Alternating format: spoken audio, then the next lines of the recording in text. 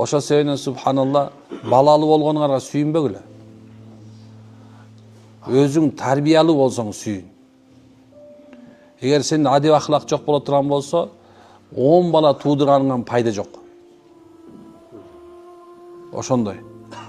Ошо себептен субханалла кээ бирлерге мен айтам, Кудайга шүгүр деп айтат туруп, балким бир жерин кемдир, адебиң же бир нерсең туура эмес болот, оңол деп коям.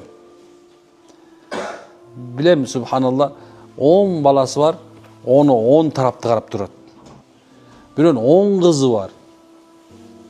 Бирөөнүн 10 кызы болуп, бир эркек баласы болгон бар. Бирөөнүн бир кызы болуп, 10 баласы бар. Онун бирөөсүнө да батпай калган. Ошо себептен субханалла, ошо балалуу болгонуңарда Мухаммад деп коюп коюш жакшы.